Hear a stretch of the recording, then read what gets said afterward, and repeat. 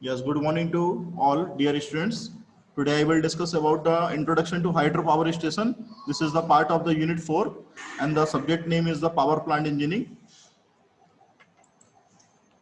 This is the outline of the today lectures. Introduction, hydropower plant in India, essential elements of the hydropower plant, working, diagrammatically working of the hydropower plant, advantages, disadvantages. This is the basic diagram in which the hydropower station working is clearly shown.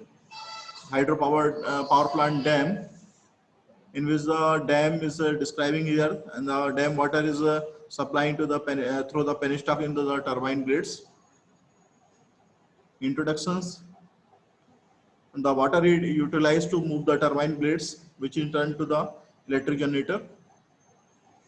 Potential energy जो water की रहती है उसको हम dam में store करते हैं और उसको कन्वर्ट करने का काम काइनेटिक एनर्जी में होता है, moving water in the penstock, and this kinetic energy gets converted into the electrical energy with the help of the turbine and the generator combination, TNG combination, that is called the turbine and the generator combinations.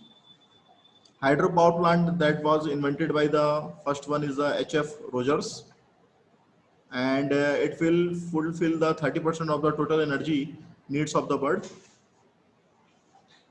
That is the 5000 gigawatt total hydro potential of the world.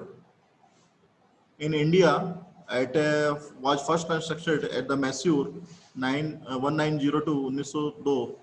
उसका नाम था शिवामुंद्रम, having the capacity of the 4.5 megawatt. Second is the 1914 Kopolo, having the capacity of the 15 megawatt. And third one is the hydro potential of the in India 1947 500 megawatt. What are the essential elements? कौन कौन से basic elements required हैं hydro power plant के लिए, ये देखने लायक है. तो उसमें से सबसे पहला जो दिख रहा है आपको प्राइमरी एलिमेंट्स में लेंगे हम, तो that is the catchment area, जहाँ की बहुत ज़्यादा बारिश का रहता है. रिजर्वायर, जहाँ पे स्टोरिंग होती है वाटर की. डैम, जैसा कि पता है कि बहुत ज़्यादा एक्सेस बारिश होने पे हमें पानी स्टोर करके रखना पड़ता है, तो डैम में रहता है. Prime movers, that is the turbine. Draft tube, after the working in the turbine, the water is collected through the draft tube into the reservoir. Powerhouse and the equipment where the electricity will be produced. Safety device, this is the safety device. Spillways, surge tank, trash rake. What is the catchment area? The whole area behind the claim training into the stream as a river across which the dam has been built at a suitable place is called a catchment area. Reservoir, एक reservoir एक ऐसी जगह जहाँ की पानी को store किया जाता है, which is further utilized to generate power by running the hydroelectric turbine. Dam, it is a barrier which confine or raise water for storage or diversion to create a hydraulic head. And dams are generally made of the concrete, stone, masonry, rockfill or the timber. TNG combination, that is the turbine and the generator, जो कि बहुत ही most important part होता है किसी भी power plant के लिए, वो चाहे स्टीम पावर प्लांट हो, चाहे आपका हाइड्रोलिक पावर प्लांट हो, किसी में भी हो सकता है. तो TNG combination, that is the turbine and the generator combination, and this combination is known as the heart of the power plant. And turbine is a very light fan-like structure having the many number of the blades. It has an ability to rotate on its axis when water passes through it.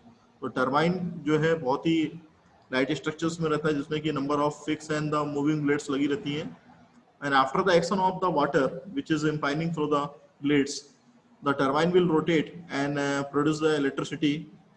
And this is the after that power which is converted into the electrical form through the generator.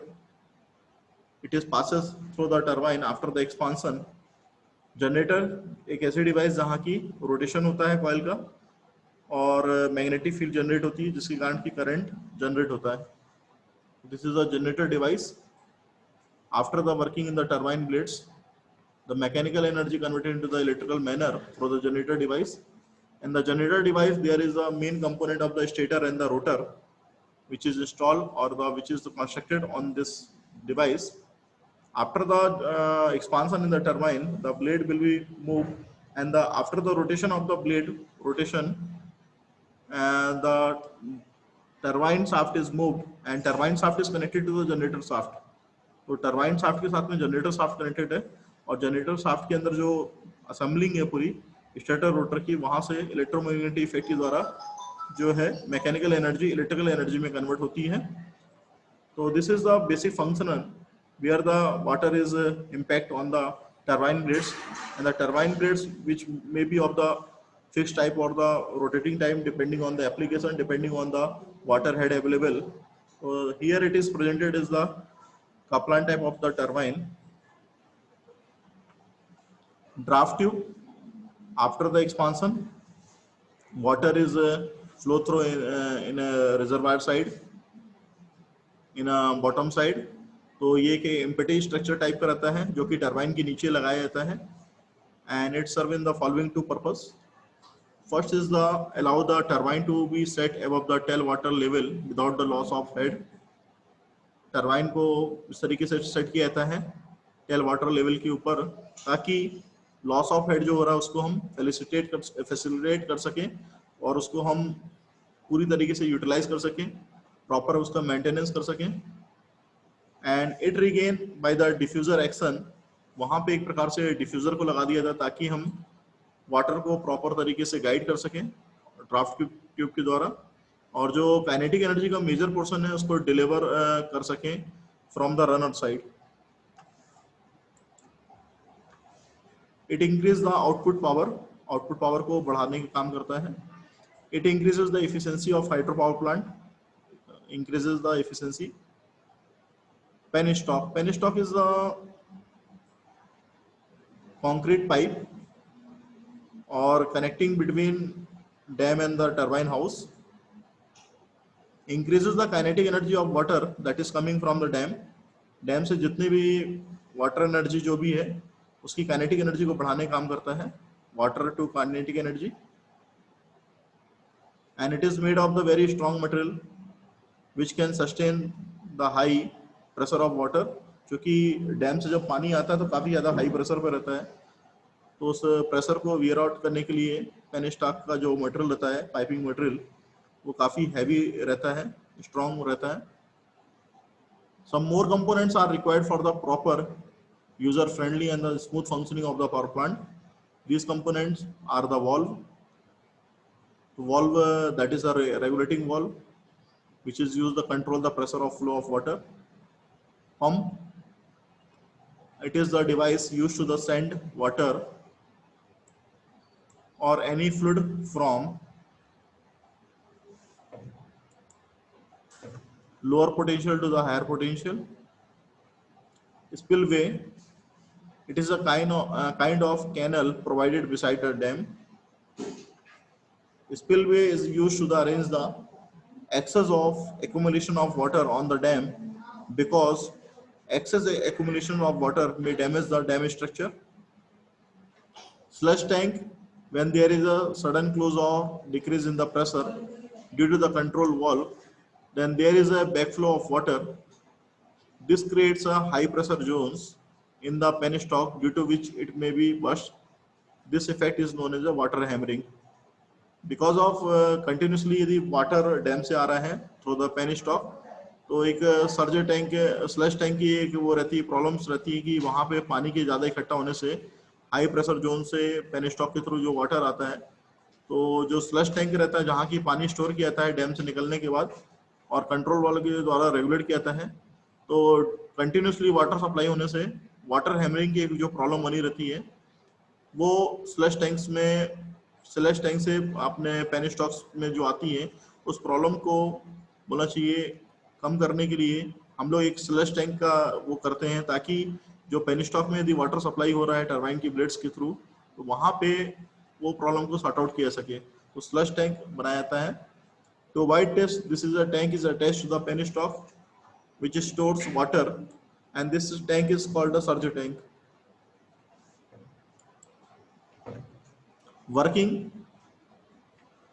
Working यदि बात करें तो initially the water of the river is in catchment area.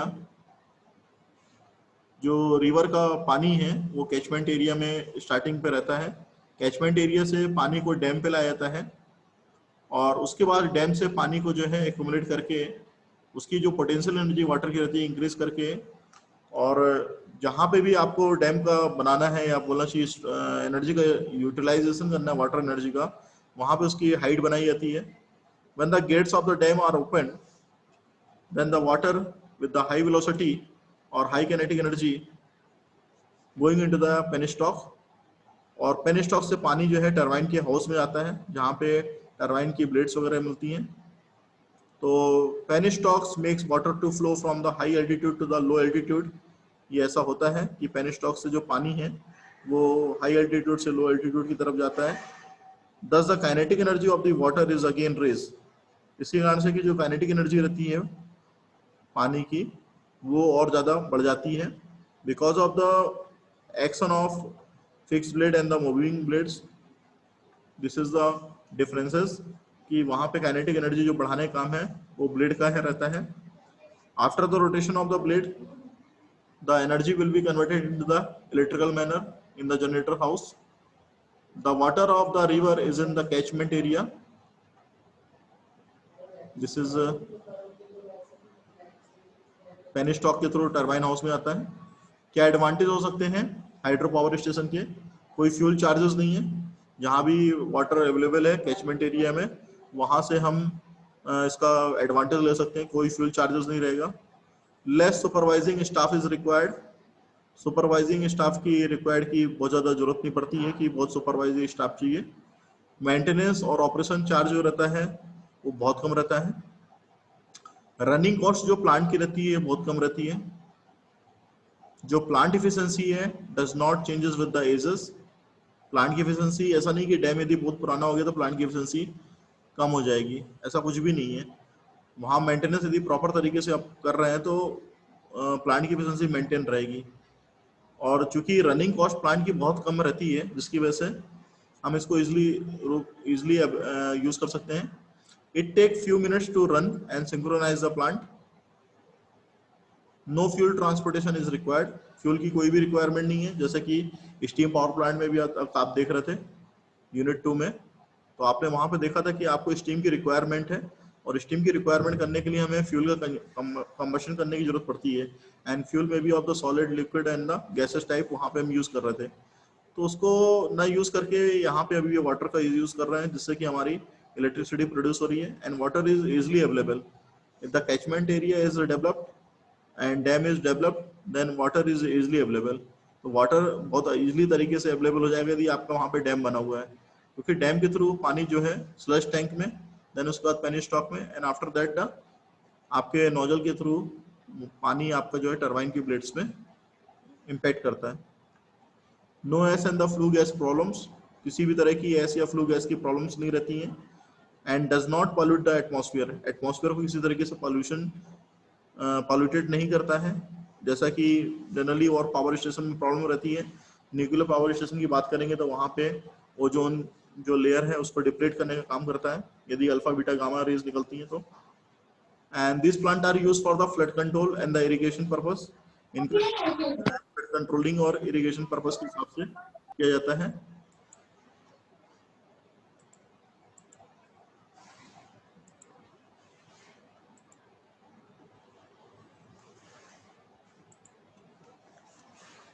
Long life रहती है comparison to the thermal and the nuclear power plant. तो जो आपका steam power plant है या न्यूक्लियर पावर प्लांट है इसके कंपैरिजन में इसकी जो लाइफ है या एफिशिएंसी जो ज़्यादा रहती है। डिसएडवांटेज ग्रुप में भी देखेंगे तो इनिशियल कॉस्ट जो है पावर प्लांट की ज़्यादा रहती है। Long time for the construction of the dam, taking a time of the construction of dam, and generally such plant are located in the hilly areas far away from the load center and thus they require the long transmission line. हमें power transmit करने के लिए या power production के लिए हमें long transmission line की requirement रहती है, and losses in them will be more. Power generation by the hydro power plant जो रहता है वो dependent on the natural phenomena of rain पे रहता है, मतलब कि जब तक बारिश नहीं होगी तब तक हम बोल नहीं सकते कि पावर जनरेशन अच्छी होगी। At the time of the drought or the summer season, the hydro power plant will not work. Summer session में इसकी बहुत ज़्यादा प्रॉब्लम बनी रहती है, क्योंकि सबसे ज़्यादा जो पानी की ज़रूरत रहती है, रिक्वायरमेंट रहती है, वाटर रिक्वायरमेंट, वो समर सेशन में रहती है। और विंटर सेशन में यदि पानी नहीं गिरा तो फिर उसमें भी यदि आपका रेनी सीजन में यदि पानी नहीं गिरा तो उसमें भी प्रॉब्लम एक बनी रहती है, because of it is depending on the rain, depending on the water. If the water available, then a plant will be work very well. This is our today lecture. If you have any questions, please ask me.